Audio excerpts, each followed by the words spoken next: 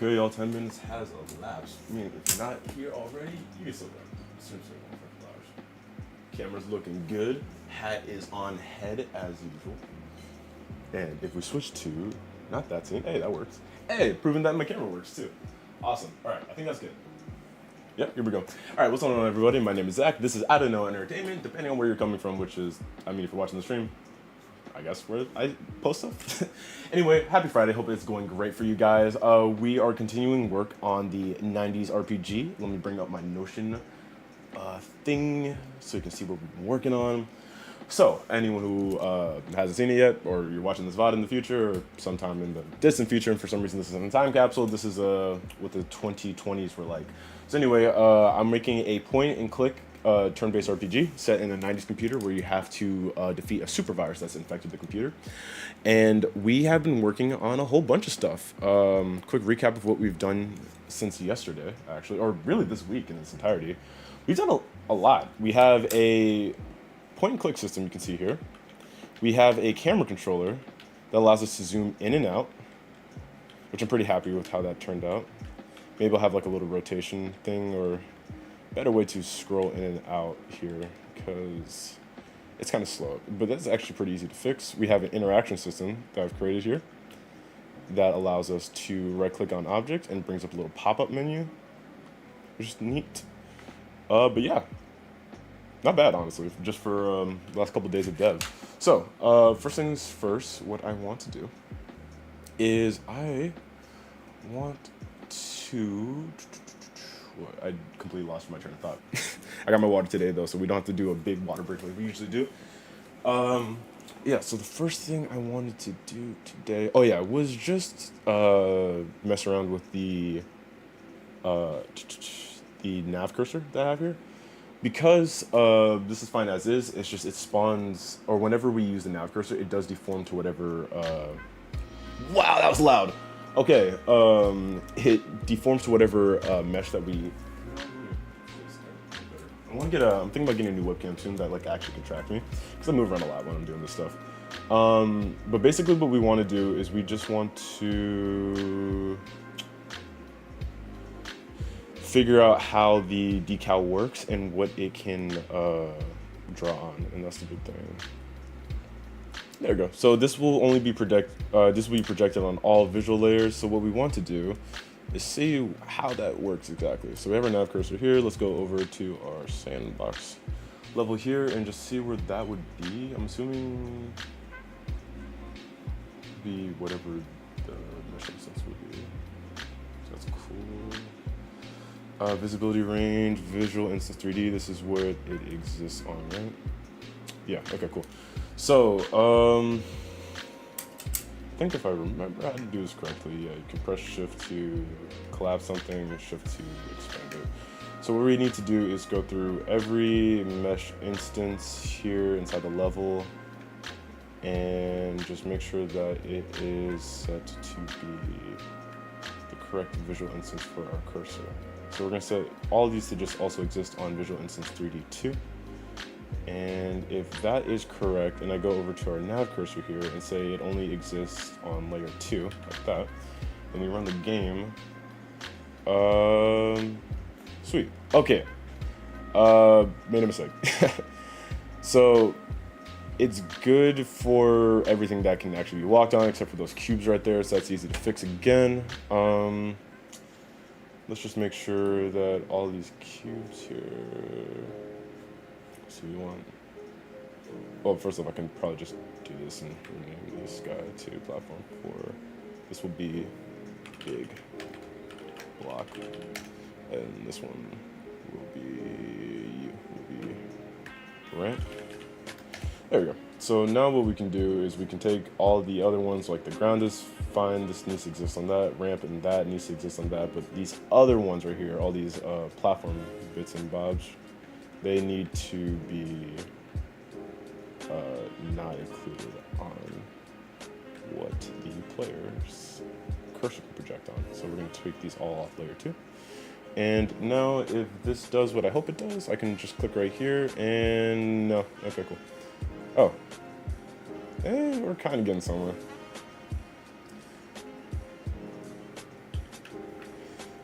Okay, so you guys don't exist on that layer. I don't know if there's something here that I need to mess with. Nope. Okay, nav cursor, coal mask, is that what I need to do? Oh, okay, I see what I did wrong. Yeah, so let's see. So we don't want it to project on any layer except for 2. Now let's try that out. Hey, all right, it worked. That's pretty straightforward. I like it. Got some weird bugs with movement. But now, sweet. All right. Our nav cursor is projecting the way we kind of want it to, which is nice. The next thing I want to do is just quickly update the way the player's camera zooms in. So we have a zoom factor of 0.10. That's not a lot, so we're gonna do a zoom filter factor of 10%. So every time the player scrolls in and out, it goes in by that much. And we can just crank that up to maybe even 20%. There we go. And that should be doing what I think it's doing, which is on here whenever the player zooms in and out. Minus zoom factor. Yeah, okay, cool. Nice. That's fine. Now that we've gotten that done, we can continue the work we did yesterday, which is, whoa, okay, yeah, sure. Relaunch the Notion, do it. What we can do now is the work we were doing yesterday, which is figuring out the item system, because that's kind of the next big thing here.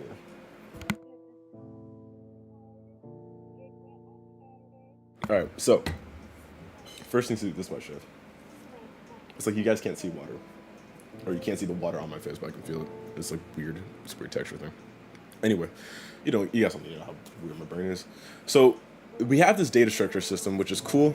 And that's what we want to be working on specifically today. There was another couple of things I wanted to actually add into the engine, because I did see a really good video I need to actually post in the chat where, or in the resource chat in the server, join the server if you haven't joined yet, for how to add some like really like good game engine speed up the process things, like something like the level systems, the level building systems you have in like Unity, which I don't remember what it's called. I think it's called like ProMesh or something like that, and the whatever it's called in Unreal, and also there's a dialogue system I want to add too. So we'll get into that later. Dialogue system is way far down the line. But today we are going to start implementing this. So we might do a little bit of modeling to see it, but this should be pretty straightforward. So we have our resources. Oh yeah, and let me just make sure I've done everything on here. Figure out how items will be structured for gameplay. Figure out how players will store items in the inventory. That's the next important part. Let's get our timer too. Make sure we work at maximum efficiency the next couple of hours. There you go. So the plan on how players will store items in their inventory. That one's going to be a little bit interesting depending on what we do it. I'm thinking that we'll sort our inventory by like type. So here's like a weapon, and you got like a little weapon tab. Let me write this down instead of thinking about this out loud. Let's go here. That's data structure. And I believe, I forgot which kind of header this is. I'm trying to keep my documents more structured so I know what the hell I'm doing half the time. This is a heading 2, we'll do that, sweet. Let's get an H2 in there, and we'll call this inventory. And underline, and the color yellow because stoplights. There you go. All right, so how do we want the inventory to be structured? Let's just write down the ideas we had. So first one was an H3, which is type-based. Where inventory is sorted by the types of items. Potions get their own tab. Weapons, I see potions, weapons, quest items, all get their own tab.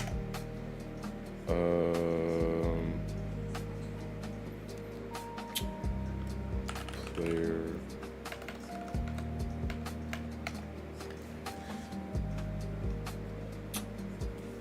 so inventory, and this first tab is called organization.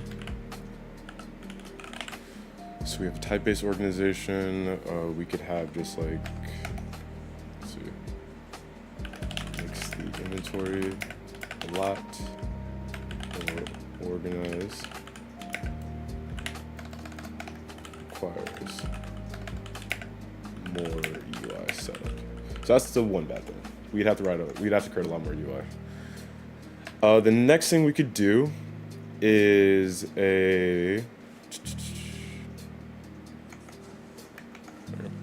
next thing we want to do is maybe like a header 3, and we can get a general inventory.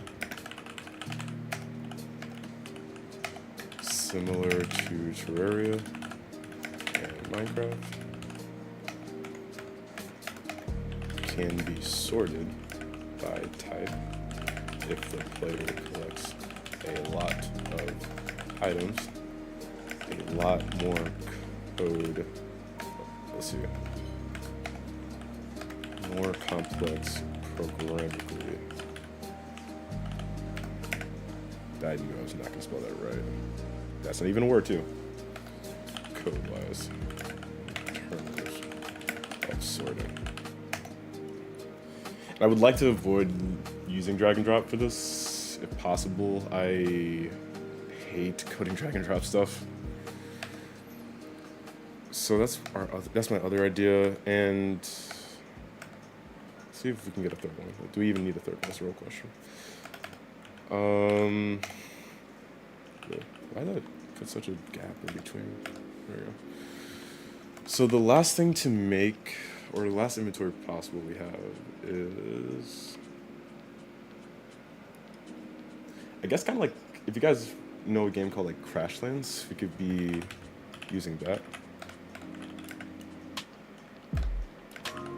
Crashlands style inventory.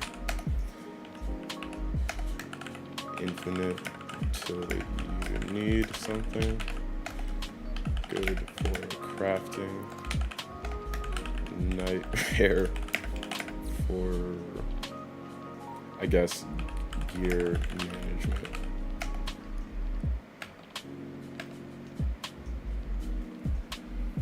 Okay, so I'm definitely going with the type-based inventory. Like, the Crashlands is cool, but I don't really have a plan for crafting right now. The general inventory could work, like, if we do something similar to Dark and Darker and Path of Exile, which is cool. But I don't really want to do the kind of Tetris sorting system. And type-based inventories, it's simple. It won't look as pretty or like flashy as the other ones, but it gets the job done. So I think for now we'll work with this guy here. But these will also be taken into consideration for like, wow, Minecraft's probably not nice. Or it's in the dictionary. And, but yeah, we'll consider these guys later on if it just looks better. So that's inventory organization.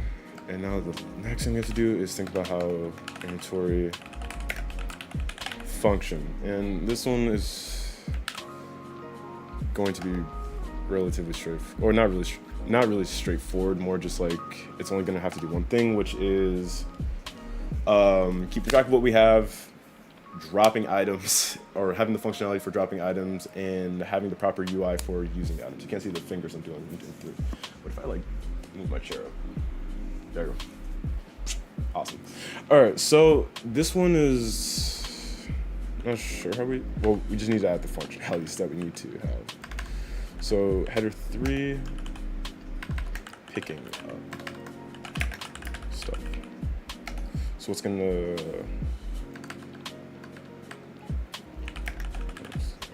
I don't know how I'm supposed to write that. So what's the thing we're gonna have to do for that? Picking up items. So player grabs item from here.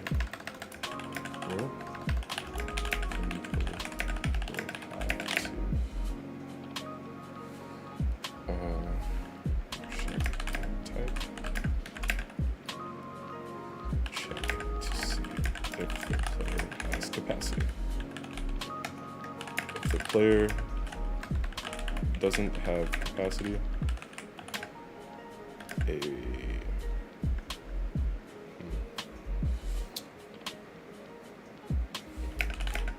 pickup option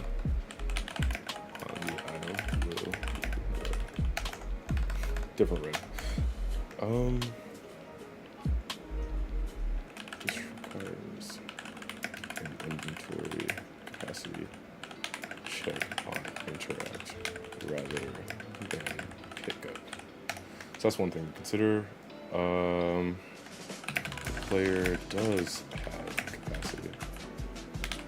The item will be added to the player's inventory and sorted into the appropriate tab section. So we can do like let's see, we could do tab UI system to do this, or use this selection similar to the interact menu. So I think it's good for that. Heading 3, dropping items. Let's get another bullet of this. Player clicks on an item in their inventory. List not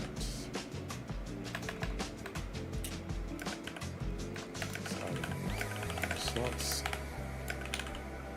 The item, let's see, item info card will appear. And let's highlight this because that's a pretty important thing. Info card shows what the item is, the description, and actions. Where it can be equipped. Potions can be used. I guess quest items can be used. Let's do another thing here. Description of the item. Awesome.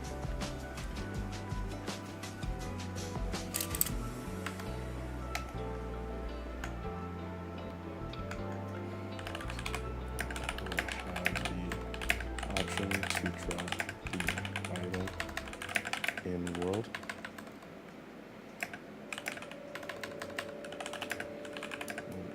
Is clicked. Moving the item from the inventory. Ooh, that's another thing too.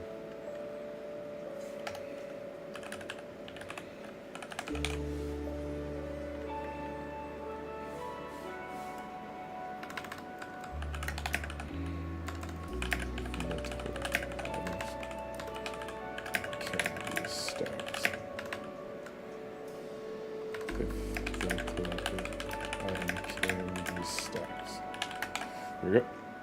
Got that. Item is stackable. Player will be presented with a slider or text box.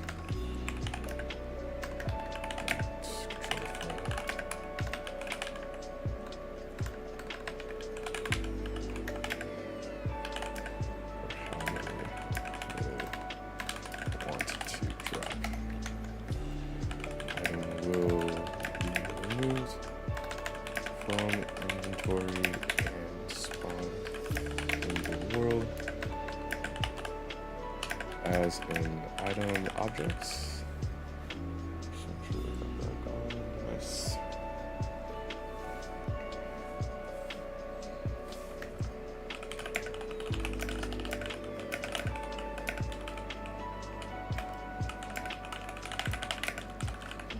Okay, that's pretty straightforward, and once we add more stuff to the game, it'll be fun.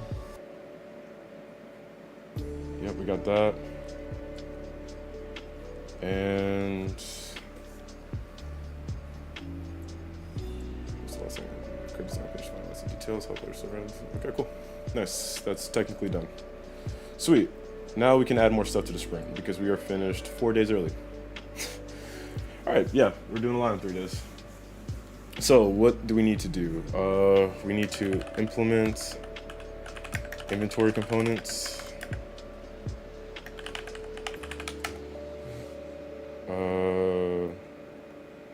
We need to create the general item. I guess I'm doing the caps right. Yeah. Create. Yeah. General item resource. Add. Let's see. Create draft UI for inventory. And finally,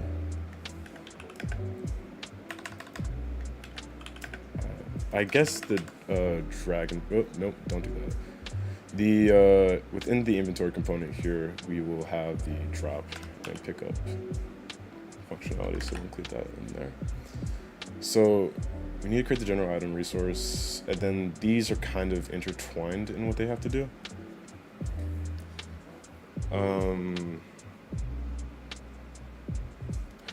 Like this draft inventory will actually I almost do this one.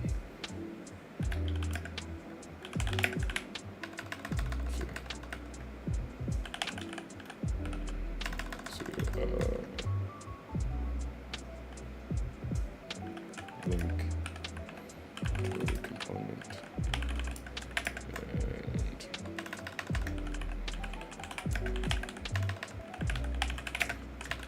and info card.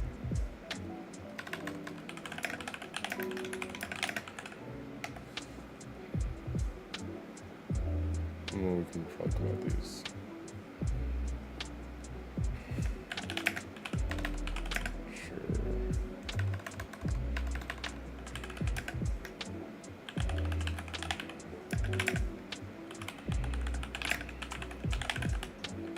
Okay. This sprint will probably leak into the next one. So we're gonna say completed. Bonus task. There we go.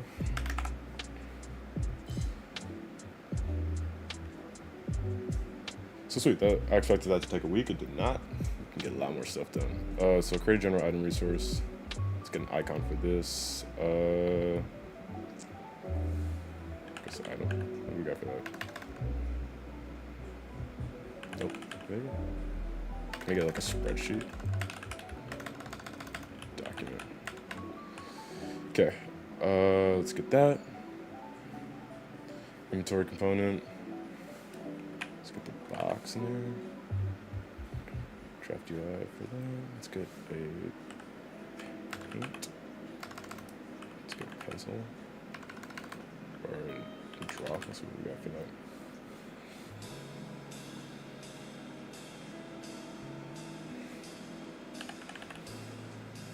Okay. And let's go there.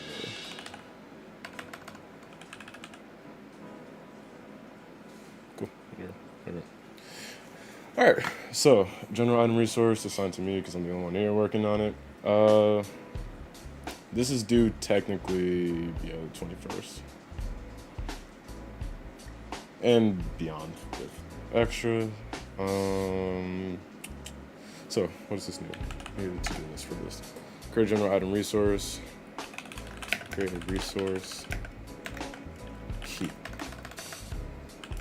for items. Make sure files. File system stays clean.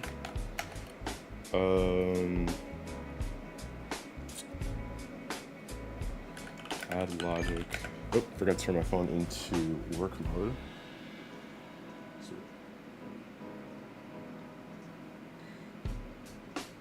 We need to add logic for item object to update mesh based on the item resource. Test item object to make sure it's name and mesh update one spot. So that's the first thing. Next one's implementing the inventory component. The to-do list we got going on here. Component.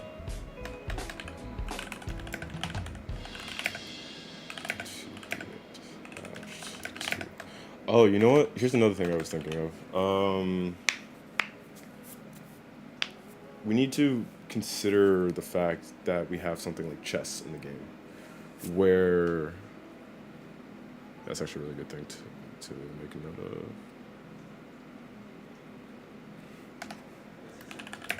It can be used for chess. Sense of organization is not necessary. Because we would have to test chess in the game too. Test. No, we'll make chess part of the next sprint, actually.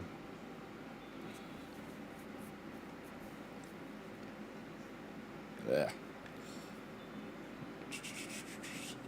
All clear. Oh, sweet.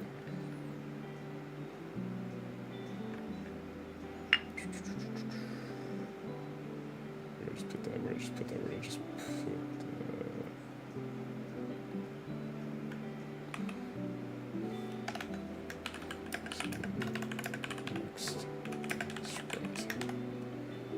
5, 21, 24. And let's add that grade as well, so you can remember it. We're staying organized this time, y'all. All right. So we got that going down. Create inventory component, create general component to be attached. Attach to player. I don't know why I can't spell attached.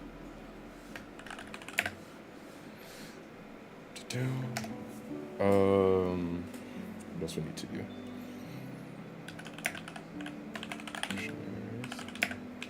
For each item type.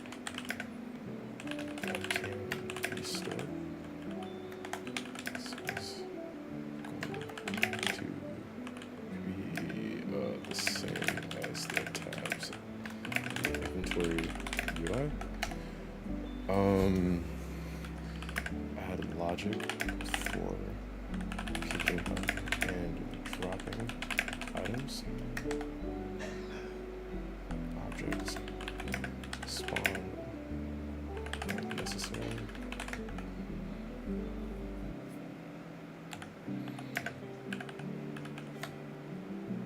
Let's see. Let's just do picking up objects. Bless you.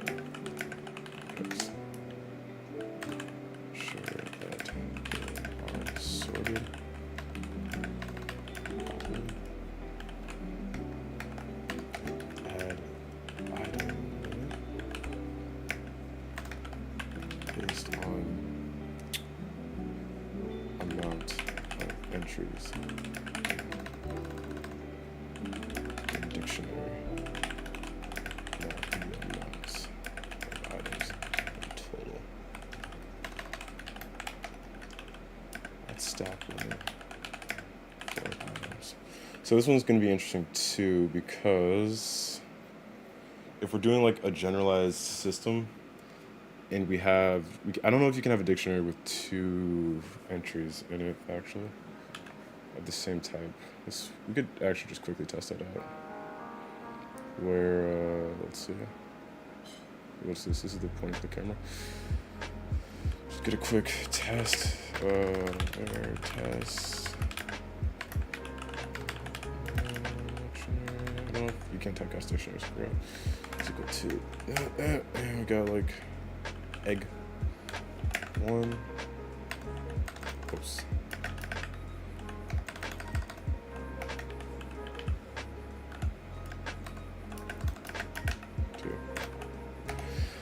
Yeah, okay, cool. So same thing. So what we need to do is since he can't have 2 of the same. What?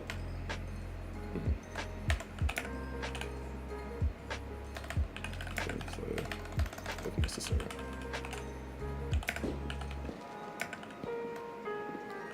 implemented.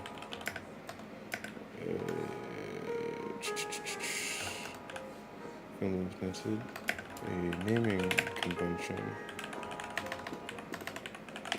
will be needed for multiple entries of the same item. So we'll think about that.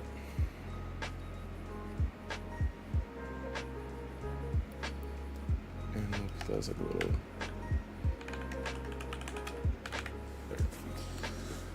That's all we really need, though. We just need the general components attached to the player. We need a dictionary for each item type, logic for picking it up, and an item limit. Add inventory limit. And then we'll add the stack if necessary. So that's that one. Create draft UI for the inventory. Let's get it to do here. Prototype.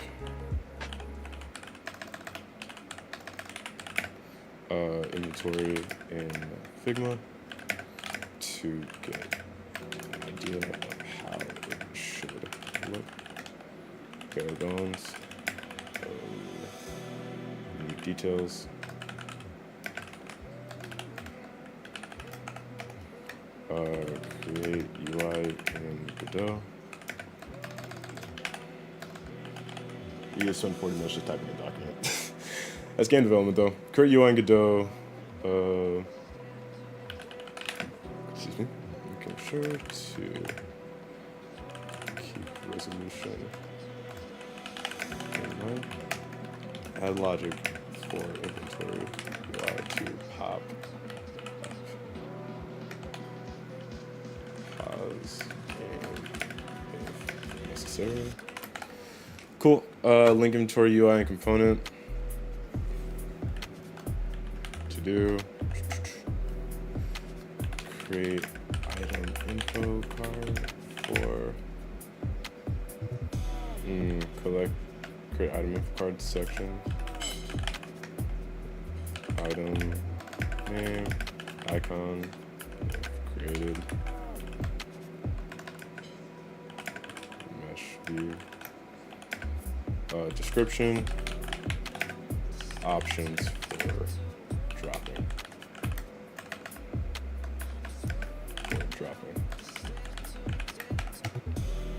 What else we need for this?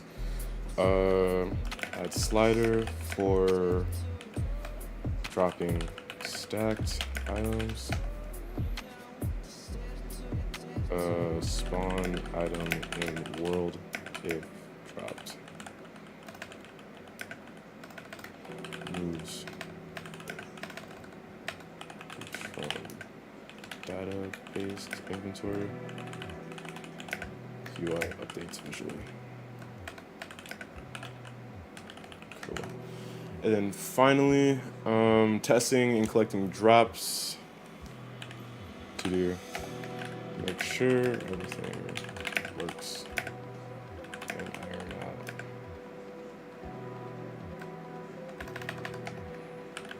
Prove if you made this actual game-breaking bugs, or they're an easily created fix. Okay, that was a lot. Let's just work on one of these at a time. We can now finally get into the actual Godot part. How long did that take us? We have 4 minutes left on our timer. That's hilarious. All right, so. God, I love the taste of lead. All right, so creating the general item resource, pretty straightforward. First off, we need to figure out where we're gonna store this. So, I have a scripts folder which holds what would potentially be the item itself. No, how about we do this actually? Let's create a new folder. Call it resources. I don't know if that freaks out the game or anything like that. And we'll make it gray so we can see what it is. Cool, cool. Inside the scripts folder here, let's create a new script. Call this one item resource. Inherits from node. No, it shouldn't inherit from node actually. I think it needs to inherit from resource. If I remember how to do this properly. Cool. Nice. Alright, let's call this item data. And on this resource, let's implement the things that we said we needed to do for our inventory. So we need a name, an item type, a weight, a mesh, a description, and if it is stackable. So let's create an at export there, item name, that's a type string, and at export var, item description. Oh god. Also a string. Okay. What is a string name?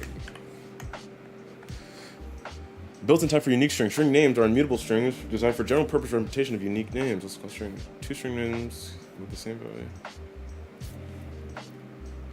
value. I'll figure that out later. We need a item type, which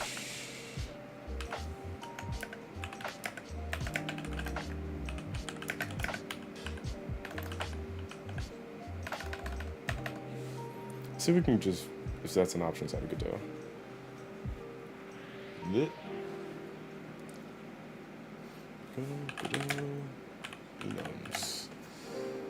Alright. Oh yeah, look at that. It's just defined as an enum. Cool. Stored enum. Oh, whoa. Wait, hold on. It's a thing. Do I have to say like enum? Oh, cool. Item type. Requires at least one argument, but okay, how do I use this then?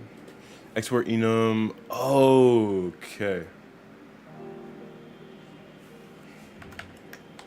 So I put in like, let's see, quest, weapon,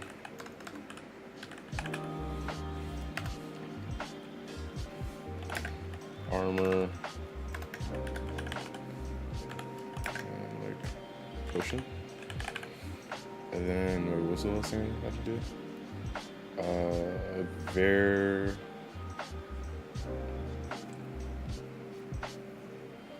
If you want to send initial value, you must explicitly do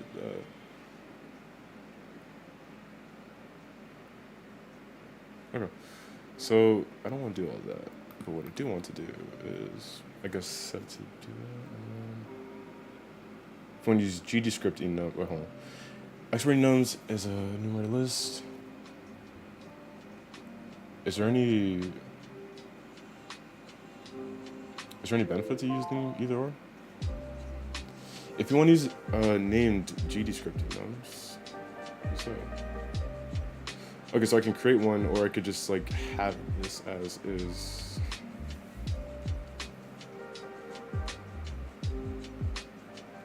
What I wonder is like if I do.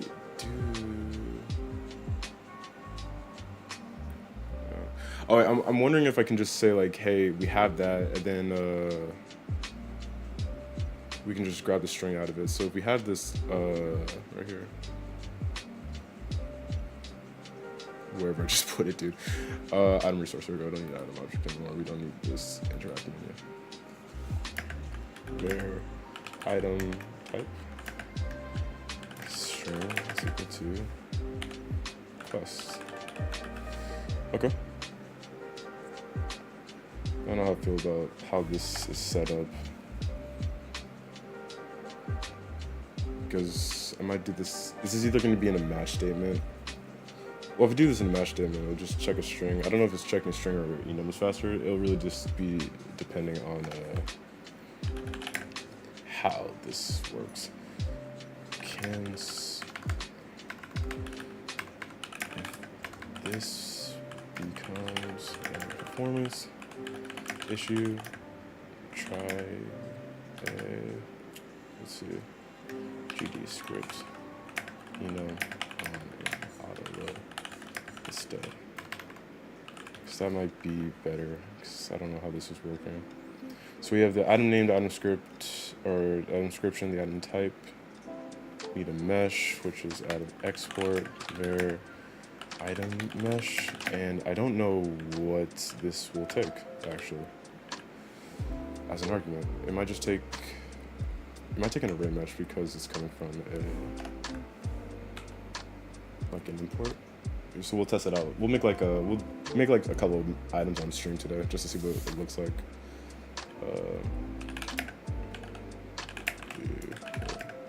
When a mesh is imported. Okay, and then the last, I keep closing Notion. Oh no, don't. The last one is if it's stackable, and then the wait one at export there is stack or can stack. So cool. To save that and export there item weight. Say floats, and let's just do this. And that will be displayed in UI. And description is cool. Use \n. Oh. If the description doesn't wrap properly,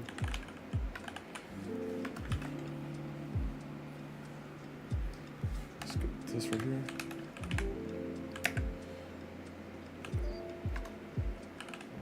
Type used for sorting. I guess just gameplay use. Yeah, and mesh. That's fine.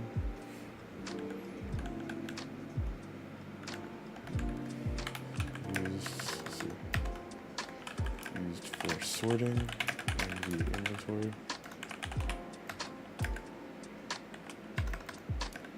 Yeah. I guess it's fine. Tells the component the item can't stack.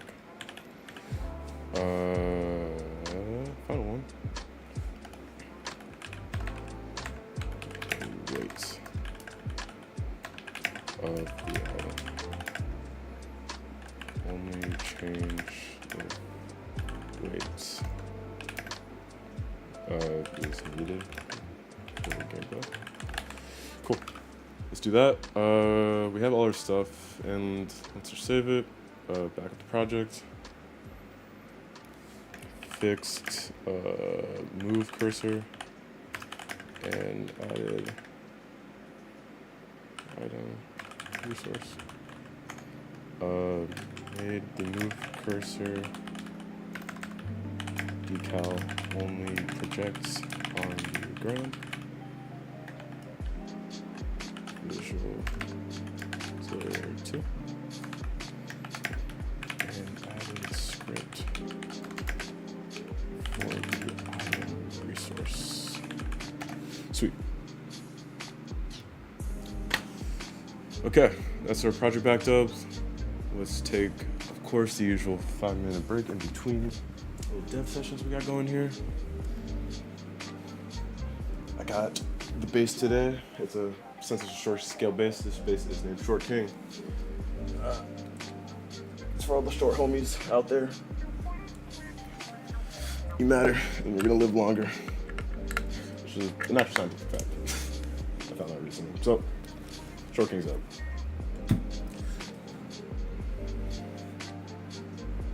Let's see, got a big timer here. Playing the bass has just been super chill. Some tactile about it too. Probably because the strings are basically bridge cables. Oh sweet, my dog food guy here. But basically because like the strings are like bridge cables. And it's nice to know it's like, okay, cool, these are gonna grab my fingers, and I know that I'm playing something like really fast versus guitar where I just like miss all the time. But that's a personal issue.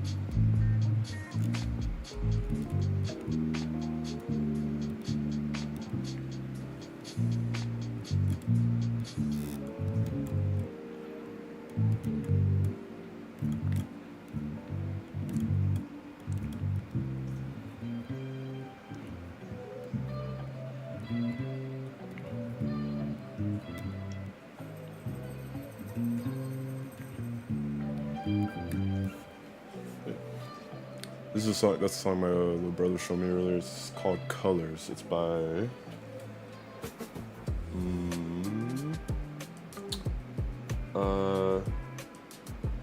Schneider and Mavi. It's the only song I've heard by them, but it's actually it's right up my alley. Whenever I learn new instruments, like songs I didn't really like before, I started liking a lot more. It's been it's kind of nice. It's the same thing with like games too.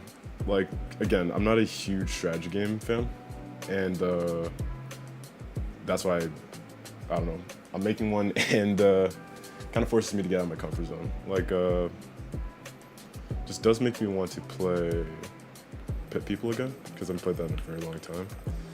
And actually, just in the interest of making sure that I'm not completely doing this by random, I'm gonna scroll through the old Epic library to see if I have any turn-based RPGs I have not looked at yet.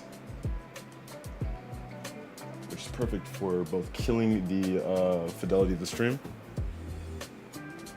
because this will freak it out. But also, well, I do have one turn-based RPG I've done. I can't get into Fallout, the original one. It's a little too far for me personally in terms of where I'm going for turn-based stuff. Evil Within, definitely not that. I got my burger, nope. But people can hate on Unreal or the Epic Games Store as much as they like, but these are free games, dude. Free games that I didn't have to spend my hard-earned dollars on. This might be one actually. Oh wait, oh wait, no, do I have what I'm thinking? Oh wait, I do own RPG in a Box. I forgot Epic gave that away for free. Yo, we might be doing an RPG in the Box thing soon. That could be fun. Oh wait, and I own an Evil Land too. Wow, okay, yeah, that's perfect actually. I can play Evil Land again. All right, sick. And let's see if we have anything else that we can mess with here. What's that? Is that the dog walk alarm? It is, wow, okay. So we'll do one more Pomodoro, then I'll go walk my pup, and then when I come back, we'll just keep working on the game, do a little bit of modeling. We'll see how far we can get in today. It's Friday, I'm pretty sure everyone's just chilling out today. I'd like to do the same. So this is an Invincible game too, actually. You guys can say what I'm doing. You just have to believe me. Oh wait, this is also a turn-based strategy game.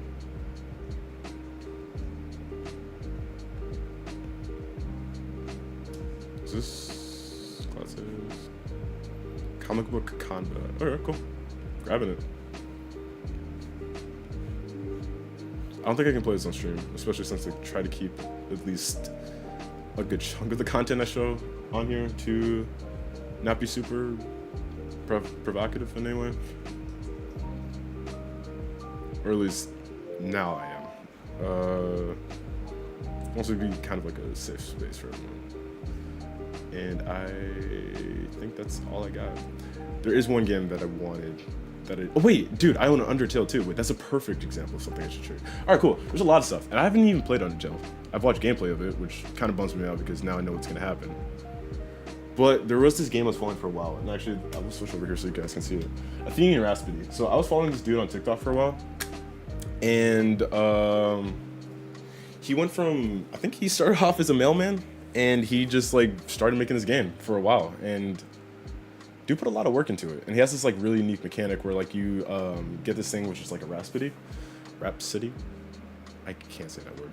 Where you can like share your playthrough and like a little bit of the world with different players, and you can exchange it and stuff. And show like where your stories kind of overlap. There's a whole mechanic behind it. I'm not completely sure about the ramifications of how it works, but this is something cool. I'm gonna add this to my wish list on Epic here. It's on sale here. It's probably on sale on Steam too.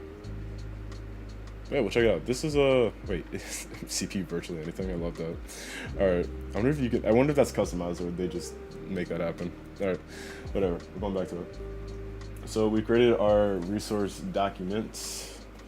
Now all we have to do is actually go to our resources folder here and create a new folder called. Let's just create a bunch. We'll create one for weapons. We'll create another one for potions.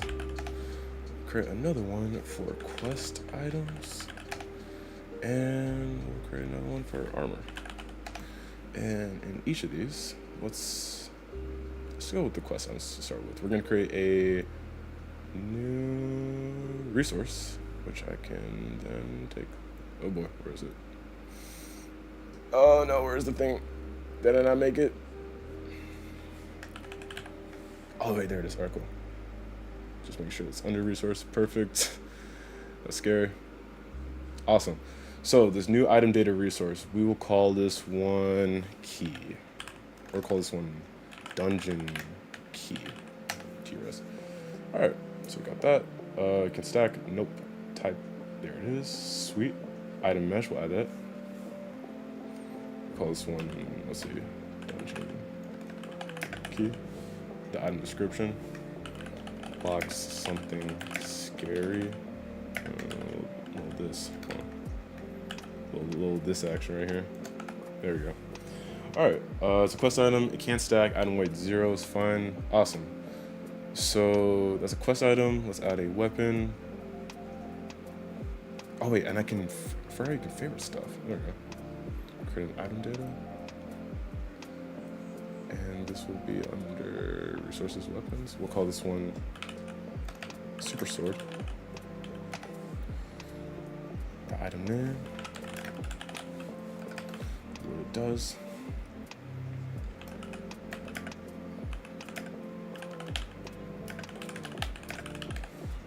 Let's see. Weapon type. Cannot stack. And wait that. We'll get another. We got a quest item here. We'll get another one. We'll get a potion. Create a new resource. Item data. We'll call this one heal potion. We'll have multiple potions. I think that's easy to do. Restoration.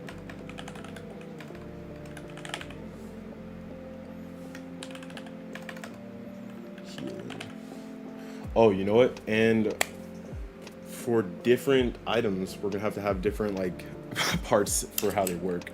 So we can have things inherit from item data. We just need to add like individual things for us. Like, is this a healing potion? So on and so forth. So we'll have like an effects dictionary probably. This is a potion. Can stack. Yep. Let's make another resource. Yep. Make sure it's saved in the potion section. This will be potion. This will be a damage potion. Let's see. Potion of destruction. Or yeah, let's just call this potion of damage.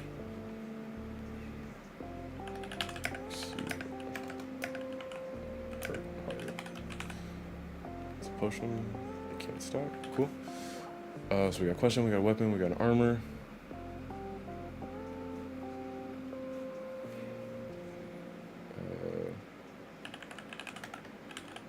Helmet. This will be called rare helmet. Super special cardboard headgear. It's type armor, and it does not stack. All right, and you know, in terms of weapons, let's make another one so we can see something that does stack for like the rogue or something like that. We have, actually no, we'll keep that. I think this is good. The only thing that's really gonna stack is the potions, but we've added the functionality for that. There you go, damage potion, perfect. All right, I have to go to the bathroom. BRB.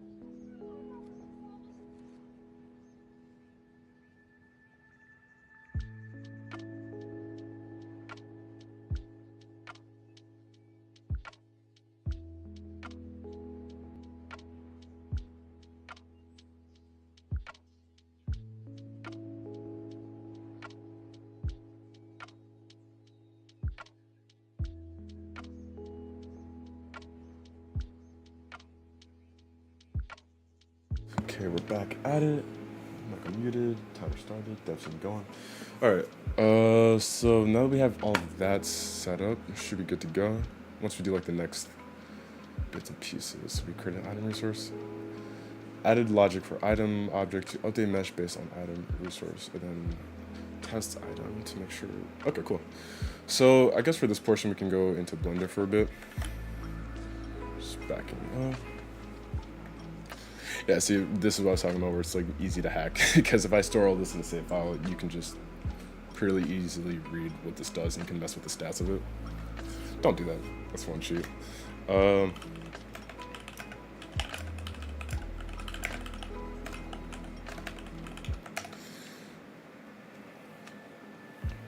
do that.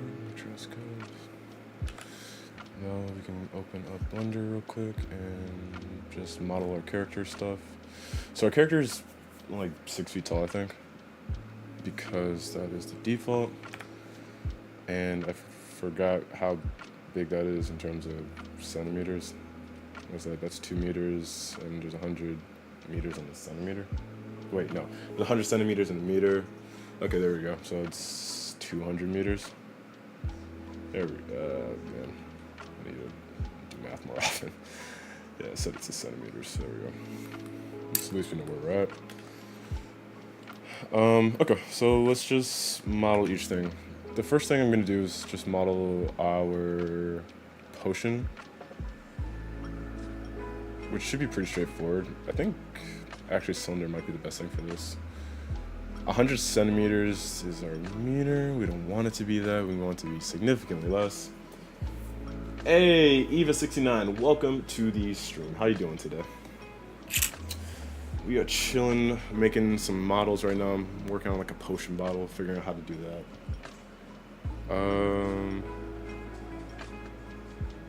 Yeah, I wonder how this is gonna go. Yeah, I'm chilling.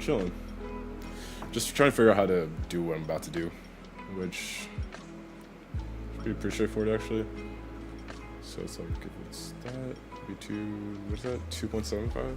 2.5 times 3, so it's 7.5 in terms of radius. Okay, that does that. Height needs to be way less. Making sure it's an N, not an, oh, N-gon at the top actually make my life easier here.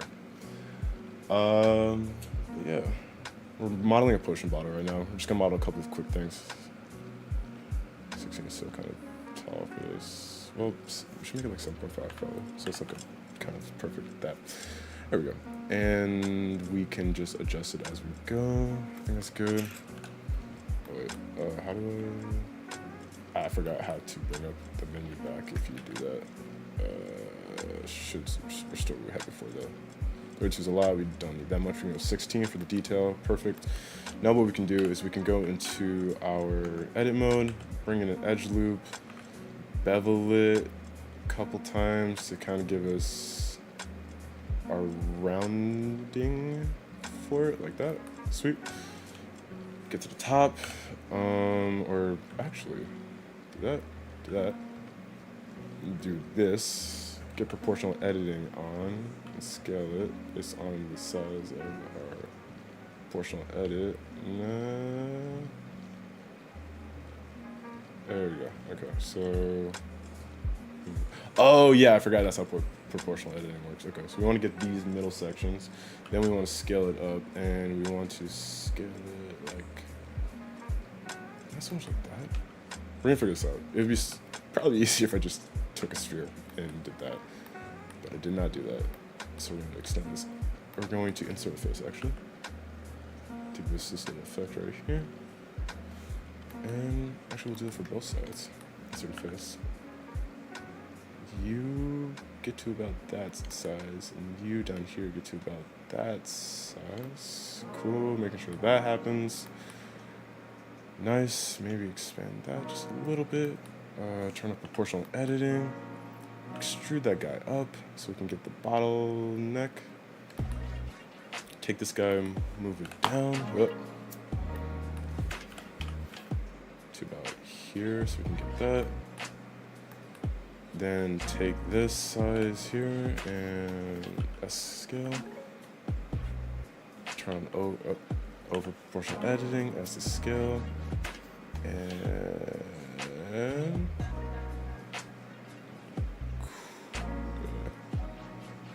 see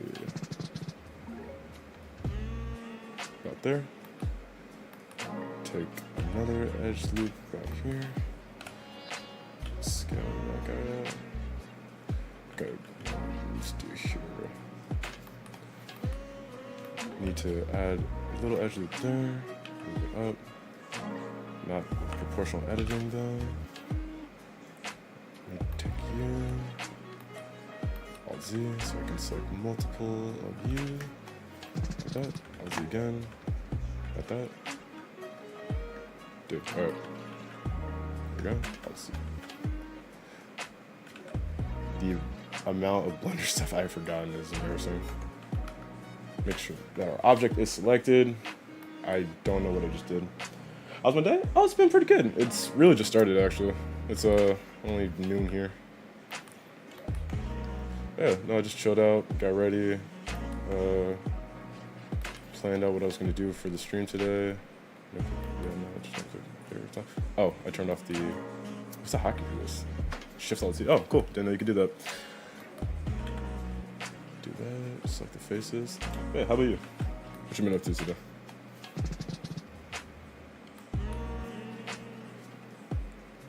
Select all of these guys here. Nope, not you. There we go. Do that. Move you up like so. That kind of gives us the rounder area we're looking for. And now we can take this right here. Oh. There we go. Proportional editing, as a scale.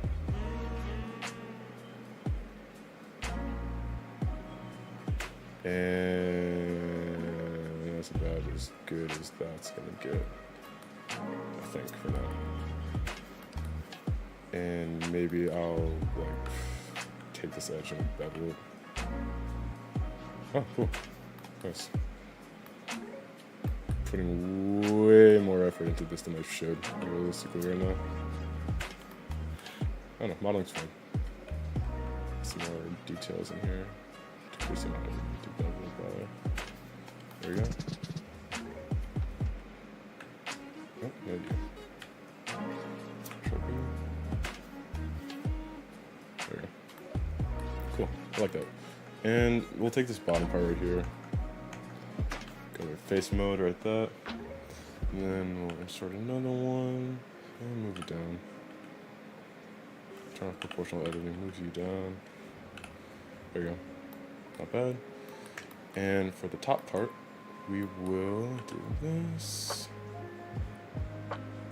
to kind of give us our bottle lip. Okay. And let's extrude it out along the normals. Dope. Let's do that. Take you at the top. Extrude it by, I guess, regions below. Get us our cat. And then we'll flare it at the top to kind of give us that quirk effect. Shift space B. Nope. There we go. Build at the top. There we go. Nope, not that. Let's take that and that. Build with these. There. Sweet. Nice, not bad. Alright, so just practice some digital artwork in today, including listening financial reporting. Come to stream. Okay, well, hopefully the stream is kind of your calm down moment. Or that was a weird way of phrasing that. That's a lot though. Someone just did their taxes for their first time, or I've done my taxes before, but I haven't committed tax fraud. Is what I'm trying to say here. But financial reports are rough. Okay, we got a potion here. I don't know how to do like this thing where I can shape this smooth to see what it looks like. Oh well, not bad actually. Oh cool, and it kept like it made sharp edges by default. Nice. I don't want these to be sharp though. Clear sharp. Clear sharp. There we go. Not bad. What kind of digital art do you do, Eva? You 3D artist, 2D artist, what programs do you use? Give us the tool set. Alright, I'm not even trying to save them all. Save this under, not random, we need to finally make a new folder for this. This will be antivirus. There we go. And this will be potion bottle. Alright, now that we have that, let's, I guess, go to the next couple of parts, which is... I don't know, giving this like a glass shader and then filling it with some kind of red stuff. I'm not 100% sure how I'm going to do this. I might just take this part of the mesh, duplicate it, and then just shrink it and put it in. That's exactly what I'm going to do, actually. And I'm saying it out loud. Take that, take all of that. Sick. Nope, not that. Take all of this, go to the material editor here, assign a new material, call this one glass. There we go. Oh wait, I need to put it on this part. Oh, yeah. Add another new material, call this one cork. Like that. And then on both of these, where we have glass and cork, we're going to take all of the polygons here. Then we are going to take glass and assign them. And then now what we're going to do is we're going to take the color. That's, oh yeah. And for the next part, we need to take you right here. There. And take cork and assign it. There. I got something we can work with. So this is kind of going to be like what I'm doing right now is not necessary for what I actually have to do. And I realized that with all the adjustments I'm doing, if I have a specific shader, it's going to bake really. Oh, 2D and 3D? Right on. Got any stuff you can show off? If you're comfortable with doing that. Blend mode, opaque. Shadow mode, opaque. I completely forgot to do transparency. Specular, subsurface, random lock, nope. Okay, I do not... Let's look at, I could just look this up real quick. I don't want to try to figure this out by hand. Let's see. Transparent material blender. There we go. Sick. Yeah. I love when you guys share stuff in the chat. Gives me inspirations that I totally don't steal. Material transparency. Am I just dumb and I can't see it?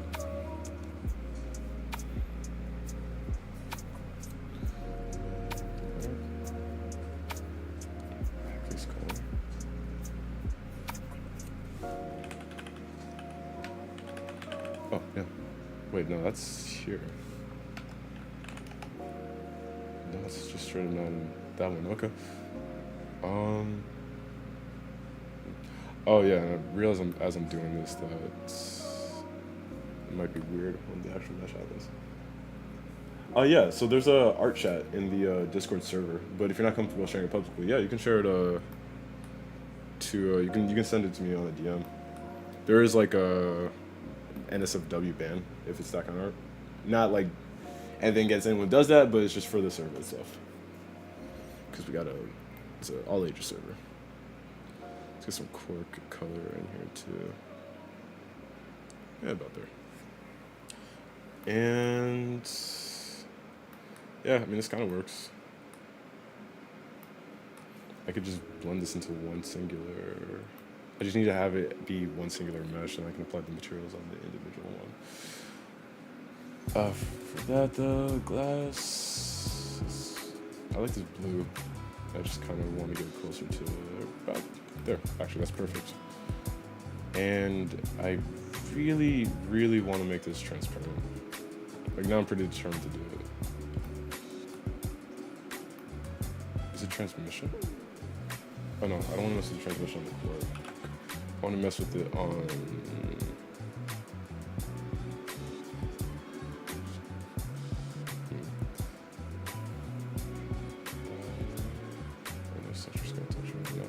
All right, let's just see what they have here.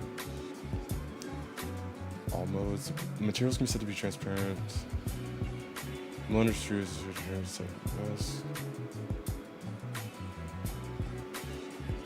It's material panel transparent. It just that just straight doesn't exist though. Is this old Blender? Okay, here's one from this year. EV cycles, different engines. Assume you're using a principal shader. You set the transmission to about something 0, then make it to make it transparent. 1 is full transparency. You set the reference something lower. This will look opaque. Okay.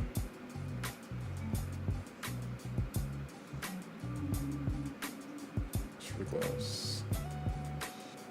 Is it the alpha then? No.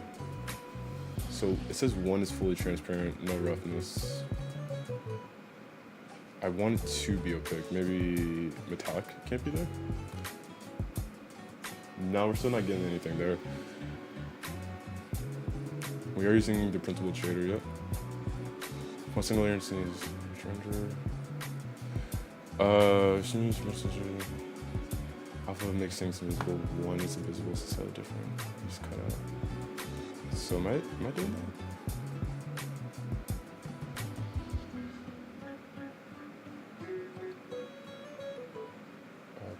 Okay. That's what we wanted.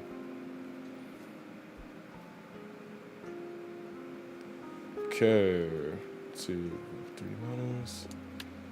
Yeah, creative texture. Dude, I just want to create glass.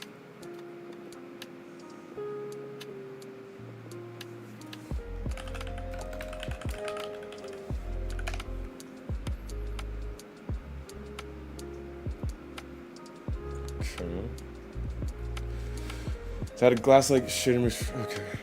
Like the transparent shader, only pure white. It'll make it transparent.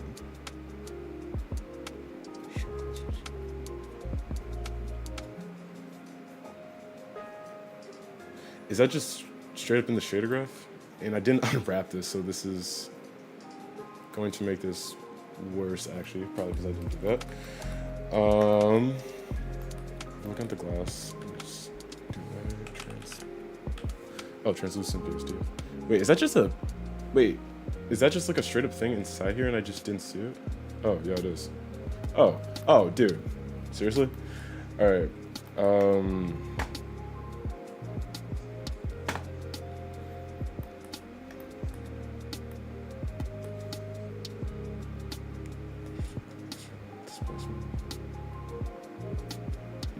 Let's preview. So if I crank down the alpha, what's that gonna do? I have no idea if this is actually doing anything either. So this is using a translucent, and if I have a transparent BSDF, is it because I am using? Is it because I'm using the wrong renderer? Maybe that's. Cycle GPU compute. You go to render view. Okay.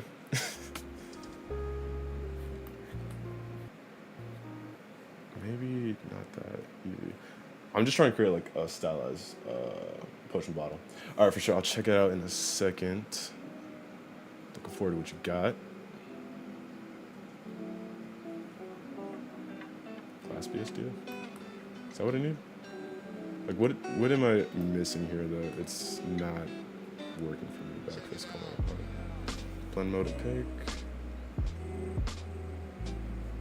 So I don't think we want the glass. I think we just want the principal BSDF shader. We got a tune BSDF shader.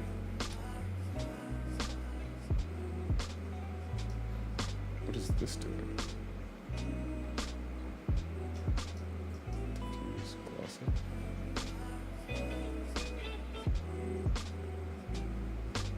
What am I looking at here that it's doing this? Is it only like something that shows up in rendering?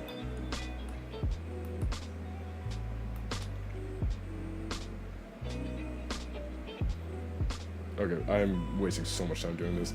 Let's just make it a normal principal BSDF shader right here. Like this, we have glass, base color. Let's make it red, and this is shiny. Kind of shiny. It's not gonna show up in game. Then all we have to do now is just UV unwrap these guys, because I did not do that before, which is super important. I don't know why I didn't do that. Let's do oh no, God no. A, M by distance, make sure there's no extra vertices. A, U. Smart UV project. Island margin is 0.01, and do that. Sweet. It's probably gonna be a crap ton of stretching. Oh, not bad actually. Sweet. Wow. The smart UV projector, way better. All right, and just to make it a lot easier for me to work, so this doesn't take multiple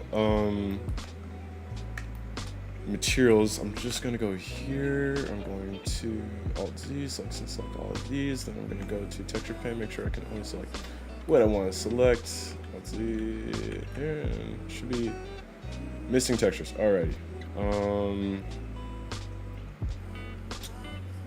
Just make sure I look at this RGB at the hex value. E79700, cool. Don't forget that. That's fine. What I want to do is I just want to make a health bottle. There we go. Oh, and we want this to be a new image called health bottle. Image. Perfect. Now I should be able to. Oh yeah, take that health bottle. Not use the principal BSDF. We want to use an image texture.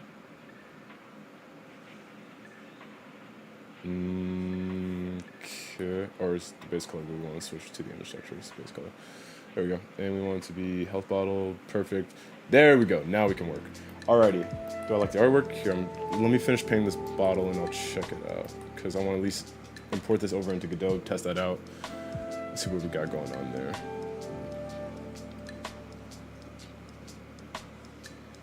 Let's do that.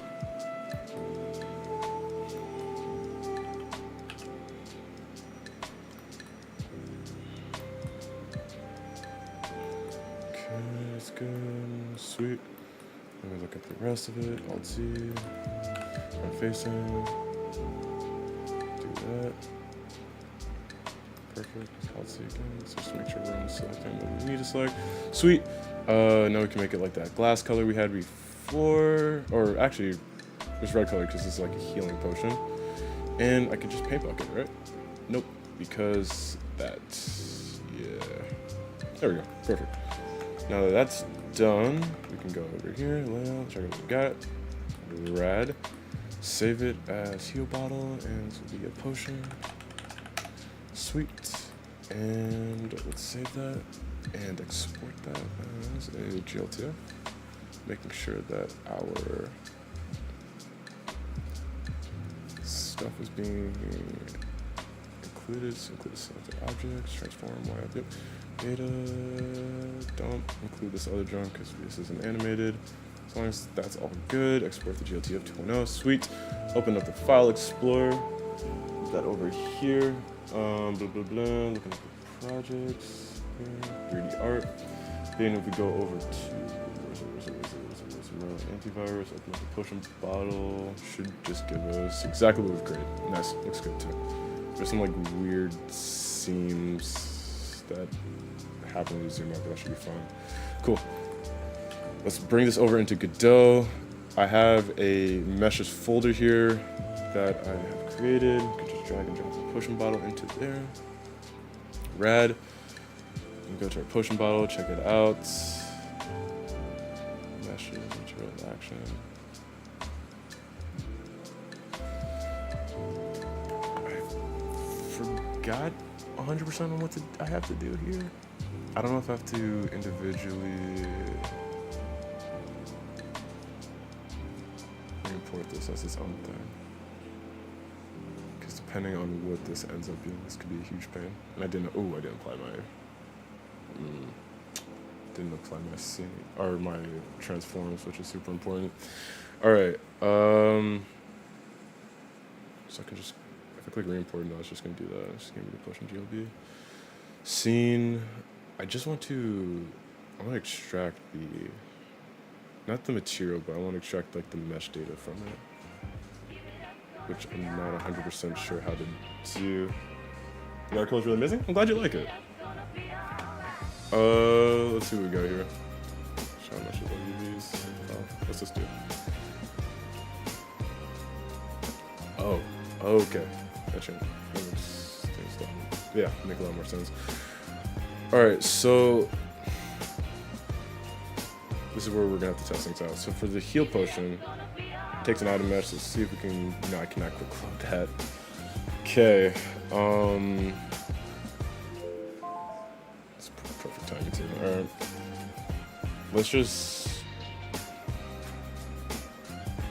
I don't know what to do here. Oh, set mesh shape back there. Set current folder. Pass, import. Okay, cool, there we go. So we got the scene. We now have the mesh right here. And we have the material that goes into it. So I'm guessing what I can do here now is I can go to our shadows. Oh, cool. All right, so I'm guessing I can go to my potions here. I can double click on our heal potion, quick load a, potion bottle. Rad. Then if I go over to our, let's see, scenes, item object scene. What we want the item object to do is take a export there, item data. Let's type item data, and then on set of object it takes that.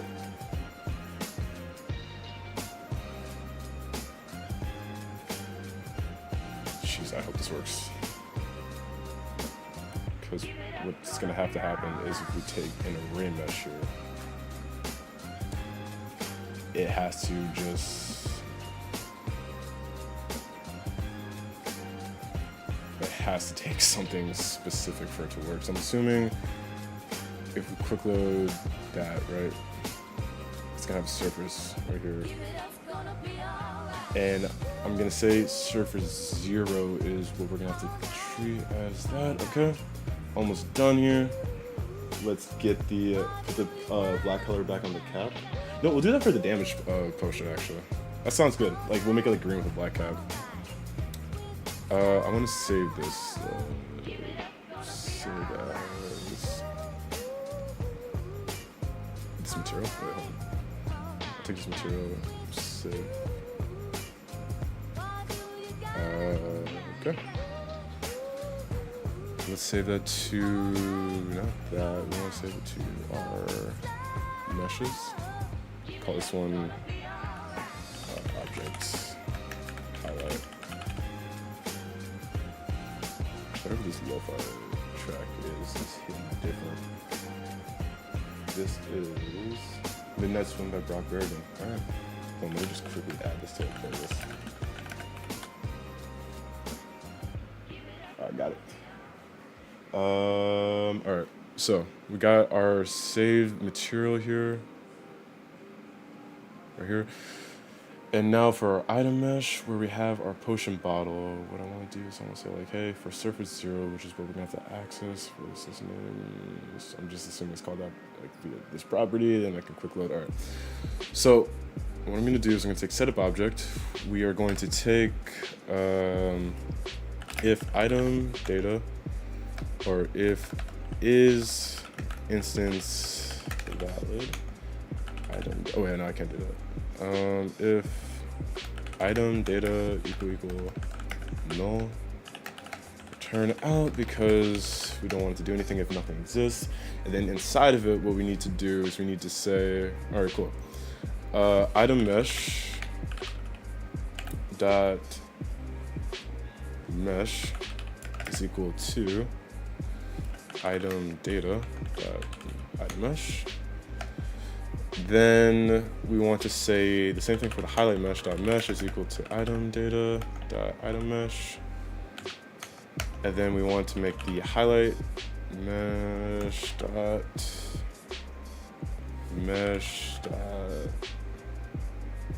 surface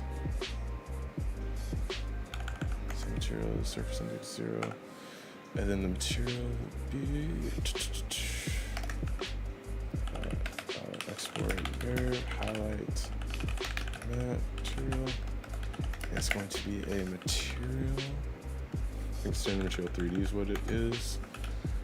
And then it's equal to highlight material. That should do it. And now if we go to our item object here, and reset its default back to a cylinder. Whatever the hell I use for it. I don't think I used the cylinder. I think I used like a tube rail mesh. Yeah, I used a tube rail mesh. And I had a highlight mesh on. Yep, cool. And the tube rail mesh was just straight up like orange or something, I think, for this material. We'll just do a quick custom material for that.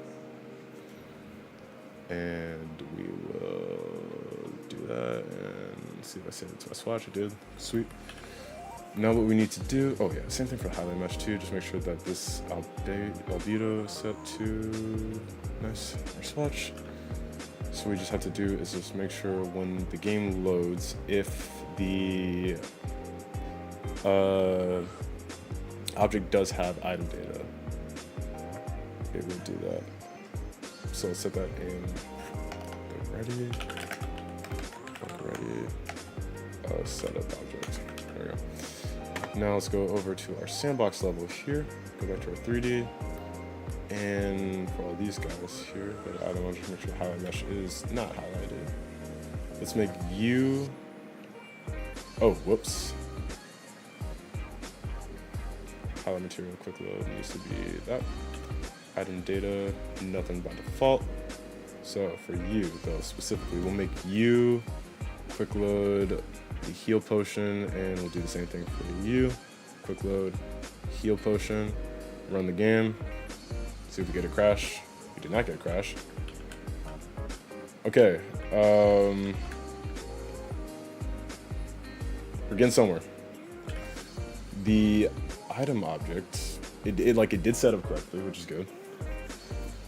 The objects need to be bigger. But let's see, setup object, highlight, item mesh is equal to item data to item mesh. Highlight mesh is equal to item data to item mesh. Highlight mesh is okay. So I'm not sure why it made it the highlight mesh material, like on spawn. Which isn't right. Whoa. Okay. Let's quickly check that out. Item objects to review. Oh yeah, here we go. heal potion to use. Item mesh is equal to that. Yeah. So no surface material override for you. And going back to item object 2.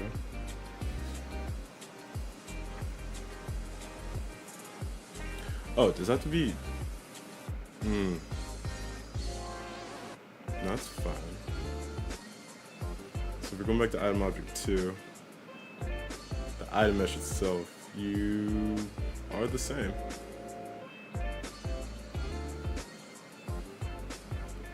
Okay, maybe I have to set the surface material override to be what I need it. Okay, let's try that out instead.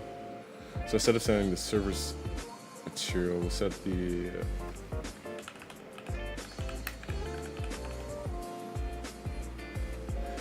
at least that's what I thought it would be.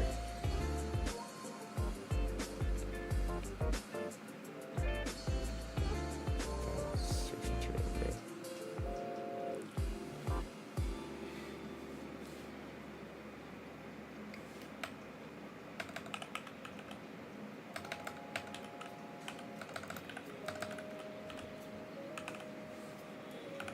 Okay, set surface material.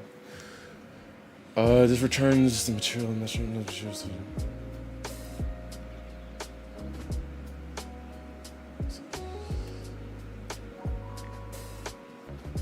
Oh, just returns. No, sounds right. To set the material associated with the mission says surface material. Set surface override material. Okay, that's what I think we need to use.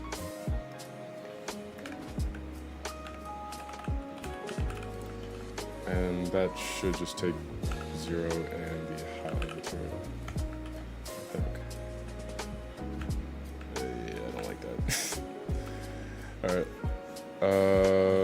Let's see. Set surface override material. Set the material override. Material associated with the mesh. Surface and. Yeah, okay. Let's see if that works. Give me the crash. There we go.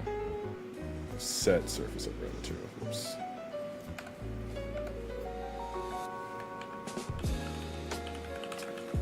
Now let's try it out. Non-existent function. Okay. Oh, it's because I. Oh wait.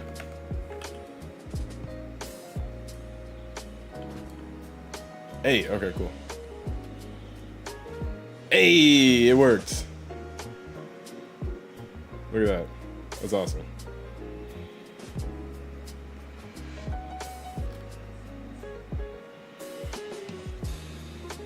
And just for, let's see, it's you and you. We'll just scale these guys up.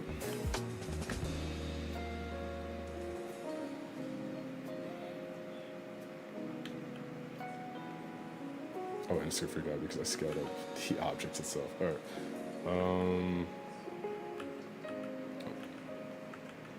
There you go. Sweet. All right. So we got that working. Now the last thing I can do to finish this up is, well, we can get rid of these to-dos now because we've done that. The last thing to finish this guy up with is, I guess just making the name the correct one. And on the point-and-click controller, when the player interacts with something, it takes the object, that name, and what I want to grab from it is... you know what?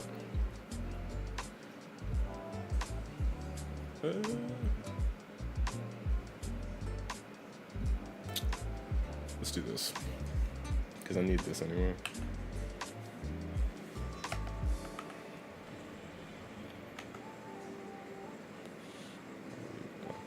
Oh wait, is this? Okay.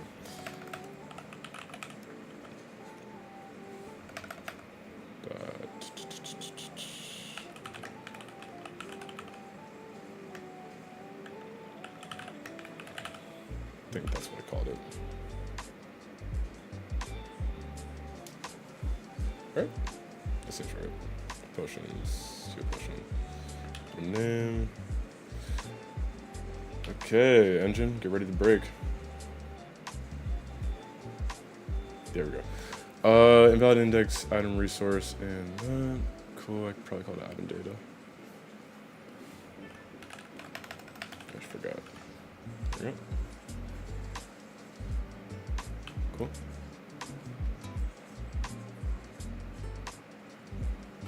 Process of restoration.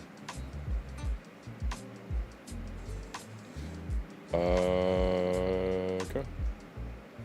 And now it doesn't work if it has something else, which is fine. Now I'm wondering if I can just do this. Just do that, and do this, and do this, and change it so when the setup happens, item object, we set name equal to item data dot item name. Sweet. Let's try that. Yeah, I knew it was gonna add the 2 to it. Right. Yeah, that's fine. Let's do this. To do, or actually, hack. Make sure the item resource is passing the name.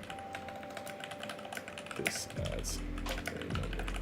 All right, cool. Let's see where that puts us here. Add logic for update messages on item resource. Make sure it's, yep, cool. I changed it. That is that area of the game complete. Add that here, back at the project. Added, let's see. Item objects. Now update based on resource.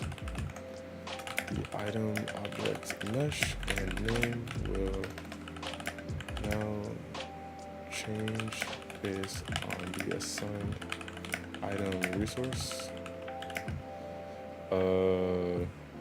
Need to use resource to get name since having multiple objects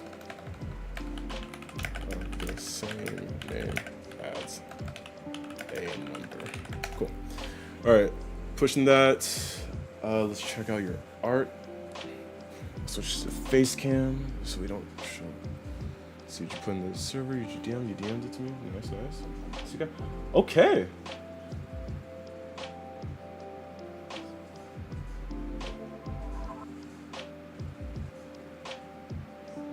Yo, is that Albedo for that Dragonborn's intro you made right there? That's awesome.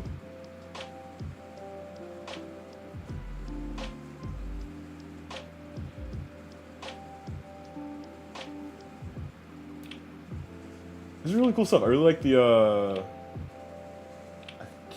the Murph Munger one. I really like that. That's like, oh wait, is that Momo too for your top one? That's dope. Okay, yeah. Yo, this is good stuff, Eva. Nice. All right, so I will be back. I have to go walk my dog. I'll be back in about 20 minutes. When I return, we will, let me just see where we're at on our list. Just save the mesh before I close it. I have to leave this on our notion here that we have done that. We need to implement the player inventory component. So the stream's been going for almost 2 hours now. Cool. This next part will be the most complicated one, mostly because we just need to add in a couple more things for testing, which means I just have to model some stuff really quickly, which is fine. But yeah. All right, yeah. Back in a bit, walking the pup, and we will add the inventory system, or at least get started working on it, and we'll close off the stream there. So yeah, BRB.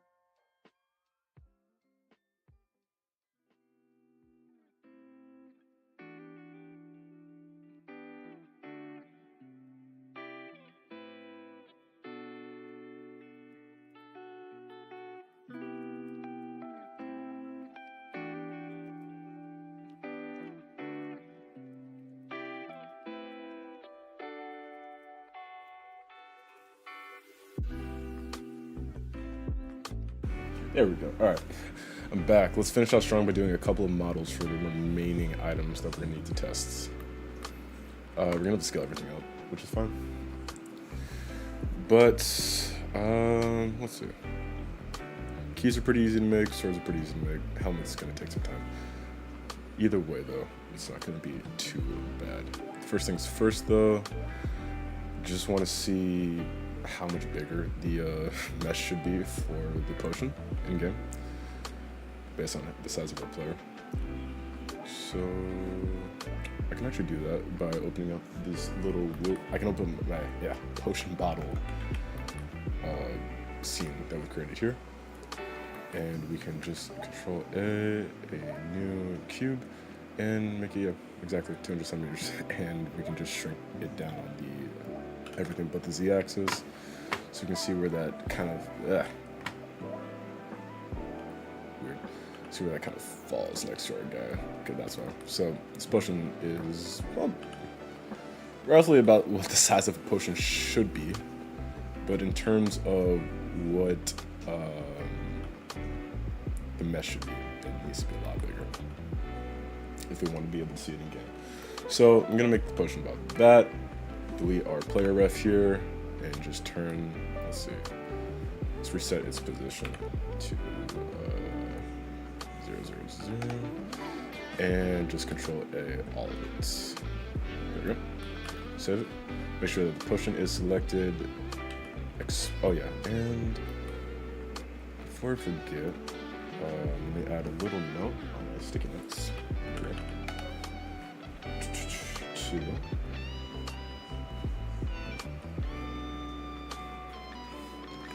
Make the damage potion green with a black cap. There we go. Nice. So we got our potion. Let's make sure it's selected and export it as a GLTF. And we'll just override it. Sweet. Now let's make another. Control N. Make a new general file. Select everything. Delete everything. Make sure that our units are set to where they're supposed to be. Centimeters. Dope. add in our cube here. Make sure that this cube is what it needs to be for reference. Great. To the side. Oh, that was the timer set to make sure I didn't wait too long to do stuff. There we go. Alright, well, I got. Okay, almost just died. Not really. It sounded dramatic if I said that. Alright, so the last things we have to do is we're just going to add in our sword. So that is. How am I going to do this? Oh yeah, a cube, and I can just collapse the top. That's what it is. So we're going to go about this. We can do the side view, see what we're looking at, and shrink this guy down to about. I don't know. Here. Because what we're about to do now is a couple of things. One, expanding it on the y-axis a little bit, shrinking it on the x-axis to get about that. Then we're going to go here. We're going to add a edge loop, belt the edge loop so we can duplicate it, so we get it about here. Then we're going to take our respective sides here, and actually what I'm going to do is I'm going to add another edge loop, do this. Go to face mode, make sure everything's selected, and delete these other faces so I can just give this guy a mirror modifier. And this way we mirror it across the, I always forget what axis, Y, there we go. And now we can mess with both sides without worrying about things going wrong, and we want merge and clipping on, so we want to take this, Alt-Z, go here, not that. We want to drag this out a little bit on the Y, then shrink it on the Z. There we go. And for this portion right here, I should have done this better. Well, when I add like the last little bit of stuff, I will do this better. But basically what I want to do is maybe extrude this guy down here, like this. Scale it in on the Y. I don't know why we got that weird snapping there. Then extrude it all the way down like that. Sweet. Then what I'm going to do is I'm going to just take this, shoot it all the way up. Like this. We're going to have to scale these down. And we're going to take this edge right here and move it in a little bit to get that shape. Cool. Then what we're going to do is... messed up again. Take that. And scale it in like that.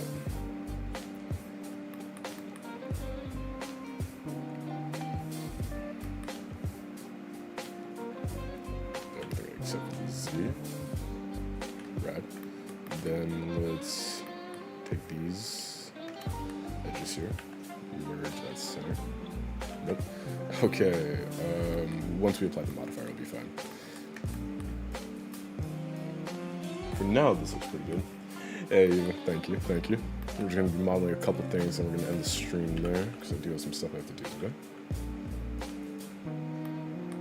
Cool. And there's this thing I learned in this one tutorial, to add like a little bit of extra pizzazz to your sword, which is adding these little side edges, and you can just take them out like that.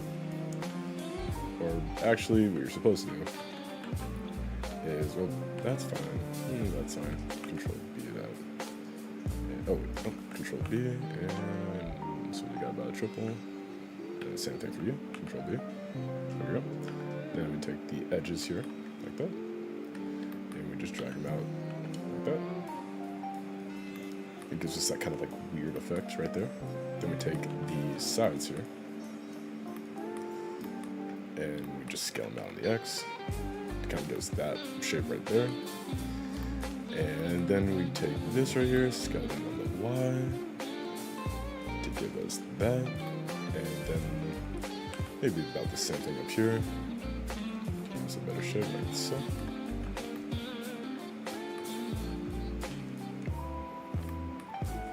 Sweet. Alright. That's sort-ish. Now, let's apply the mirror modifier. And now we just want to dissolve the edges we don't want. There we go. So we shouldn't have any end guns anywhere if I did that correctly. Yep. And what I'm going to do is I'm just going to take these and I'm going to merge at center. So we get that kind of point right there. And for this bottom part right here, our hilt, I'm going to extrude it out. I'm going to I'm going to have a little edge loop right there. Scale that bad boy out like that. There we go. And then, yeah, I don't know. This is a weird looking sword, but it's a sword nonetheless, kind of. And, oh, whoa, look at orthographic perspective. Didn't know about that inside of Blender. I'm going to do this. I'm going to go into here. Oh, we're going to go to that. Then we're going to go to that. Not all of that. Just this, because we want the blade to be a little bit longer. There. Cool beans. Alright. Now we have our sword. And I can take this guy, shrink him down a little bit. Yes, it's about... That's fine. It being the same size of the character is actually fine. Now let's make sure its transform is... back to the origin. Oh, shoot. Okay. Selection cursor. Oh god. Wait, oh wait, did I move this in edit mode? Dude. Oh no, okay. Yeah, I moved it in edit mode. Okay, that's annoying. There we go. Now I can do selection cursor. And then I can do Control A, all transforms. Sweet. So now we have our sword. And we can just say sword. Save on the blend file. Then what we can do is go to the UV editing. Take our sword guy here. Use smart UV project 0.01 until this fails us. Doink. Oh, cool. Nice. All right. Now we have our UV. We don't need this cube anymore, actually. Got you. Just need U, which is the sword. Then all we have to do is paint this guy, and I'll do that by creating a quick new image. I'll do like a sword. Yep. Awesome.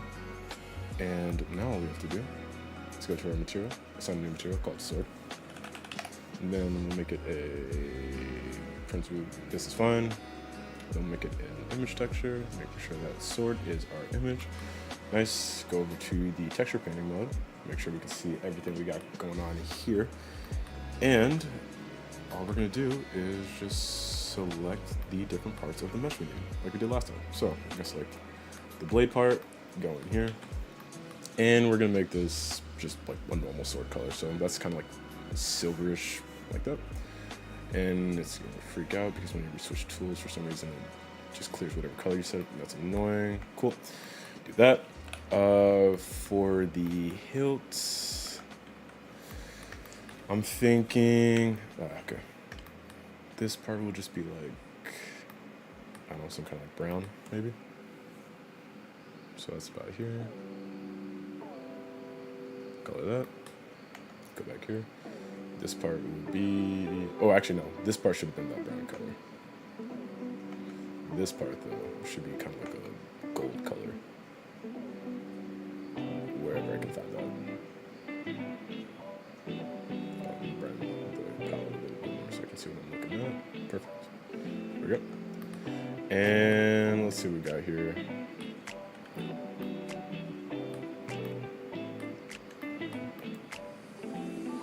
This black actually looks pretty good on its own, like that.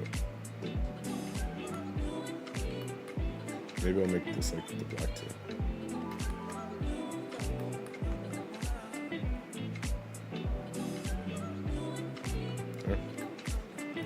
Alright, cool. That's interesting. And if we do that, you can see our sword. I'm wondering if this will render as something with a material versus something without a material. So if we export this, GLTF again, make it a sword. Make sure that all this stuff is the same. This, export as GLTF. Always check your files too, make sure that exports properly. Yep, rad. Alright, so that's our sword, and then the last thing I was going to add in, because the helmet's going to be a huge pain, is this key, and then we'll make the color for the other potion, export that as a different material, and just work on that. So Control N, general file, yep, save this one. A, delete everything. I don't know, wait, what did I just do? Oh. Just push buttons and things happen. Alright, let's go to units, metric, make sure that's centimeters. Add in our Q, that is about the size of our player, yep. Move that guy to the side. And the last thing was a key. Oh, you know what? This is what I'm gonna do, because I always do this. Keys are actually really easy to make. All you need to do is you take a torus and you just make it where you have to. Since the game's looking like this, it doesn't have to be super crazy. That's about good for that and for that.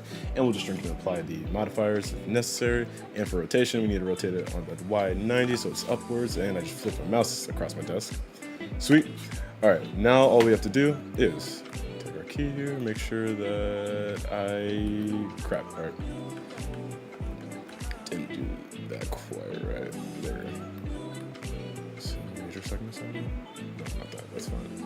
Actually, nope. I just need, I need one segment right there.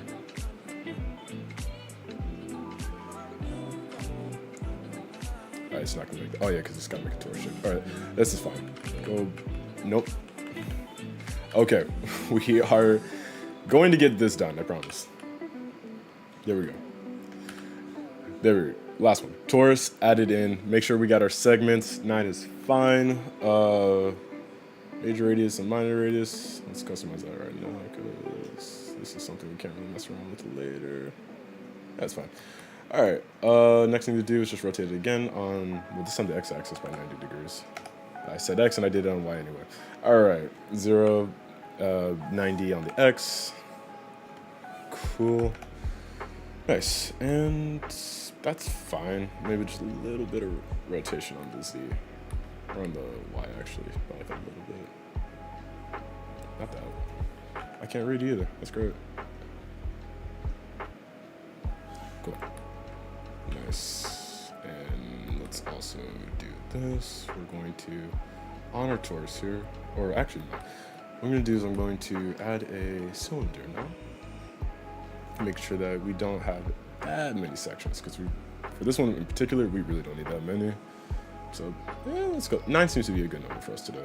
We go with 9. Change its radius to about that. It just needs to fit inside that key ring area right there. Move it up on the z-axis. That is rotation. Dude, I don't know what's going on with me today. There we go.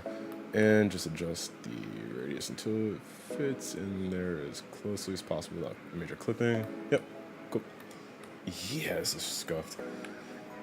Let's rotate you just like a little bit on the wire. Cool.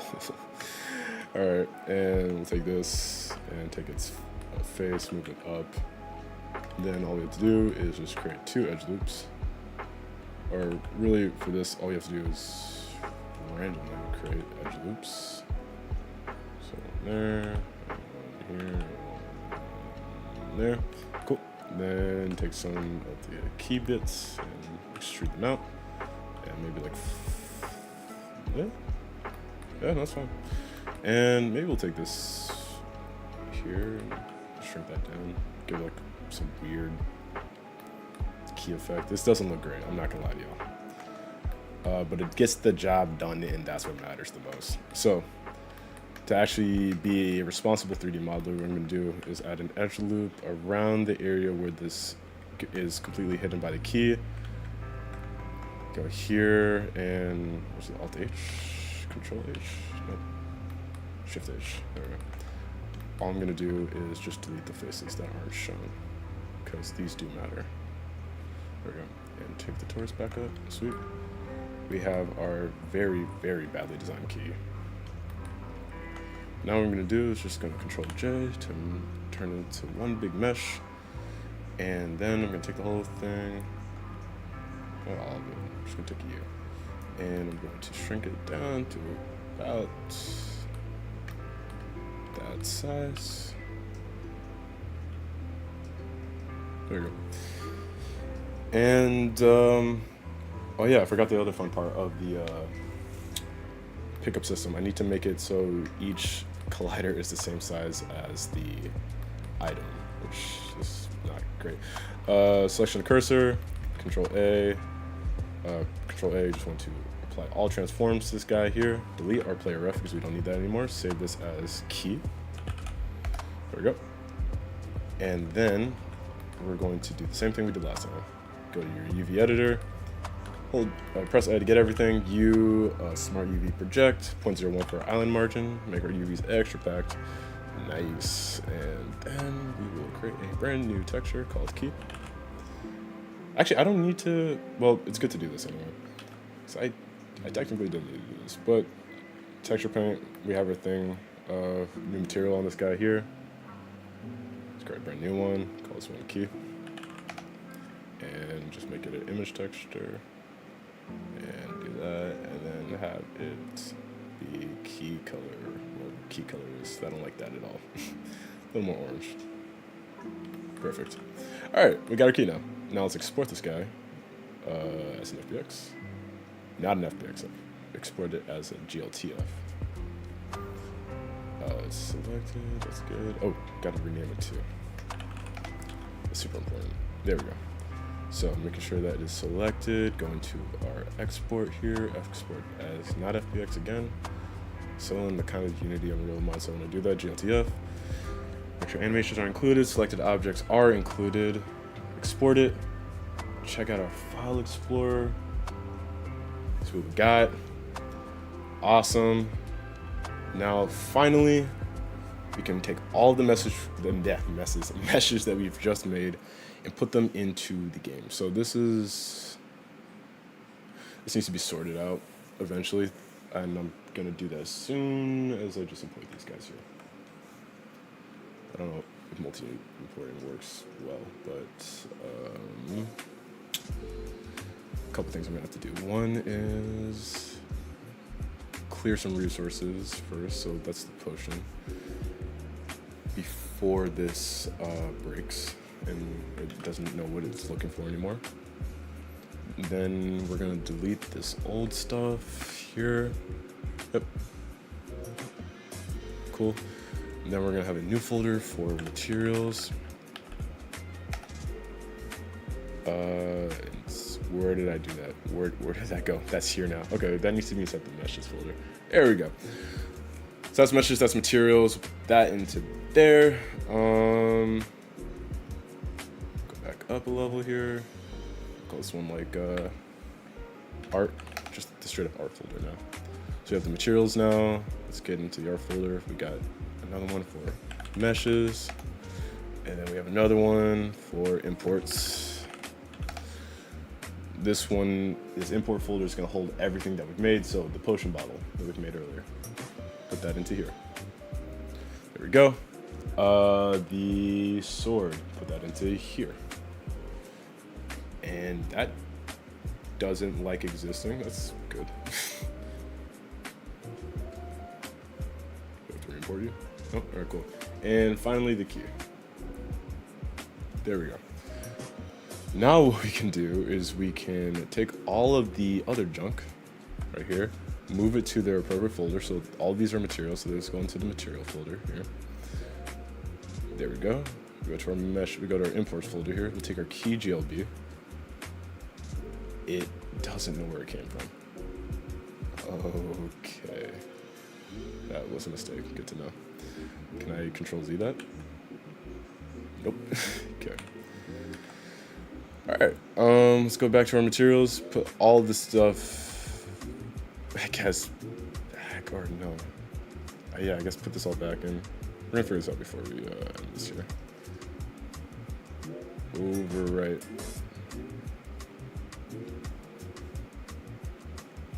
Okay. All right, maybe we don't need the materials folder?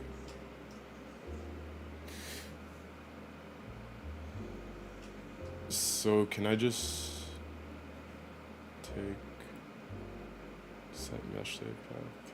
Okay. To where's it?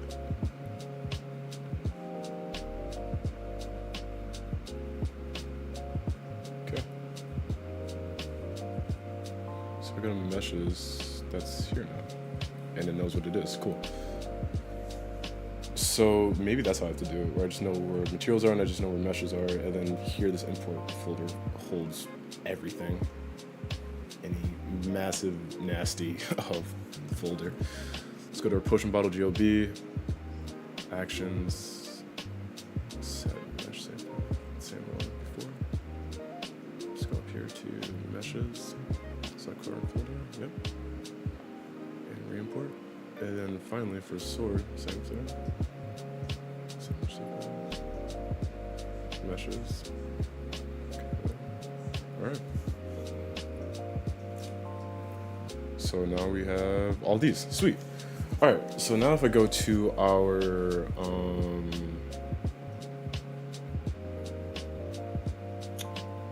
if I go to what we have here, so we have our heal potion. I can set that item mesh to be the potion bottle.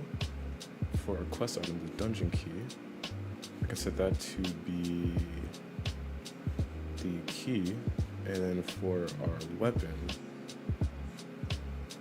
the super sword, I can set that to be the sword object. Then what I can do is I can go over to the item objects, or at least I can go to the item objects in game. So if we go to the sandbox here and we go here, this guy, let's see what each of them should know. This guy doesn't have an item, so you're a potion, you should be a sword, you should be a key. Okay. Now if I load the game, don't freak out, please. Hey, all right, cool. Now these are a lot easier to see. Super sword, potion of restoration, potion of restoration, dungeon key. All right, cool. It works. So now we have some meshes we can work with. I can say I've done that here. Imported more item meshes. Added files.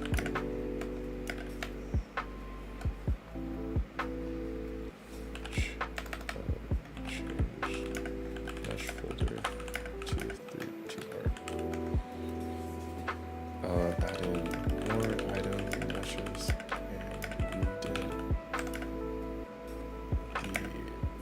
in the file organization easier. Cool. Nice. All right. Now we have a system set in place for actually importing importing items into the game. I feel like there's something I just forgot I had to do, which just sounds like it's important, but we'll figure it out later. For now, pretty solid for today. But yeah, let me just make sure everything's saved. And of course, well, that's gonna do it for today. Thanks for joining the stream, Eva. It's good to see you again. And thanks for sharing your art too. I like what you're working on. But yeah, that's gonna do it for today. Today is Friday, so I hope you guys have a fantastic weekend, and I will be back next week, Monday, Tuesday, Wednesday, Friday, the entire 5-day work week, with the rest of the stream. Again at 11 a.m. PST, unless I say any different. And I also updated. I got my access back to my Twitter account, so I'll be updating you guys there too. But again, thanks again, Eva, for hopping in. I hope you have a fantastic weekend, and I hope to see you in the next one. Peace.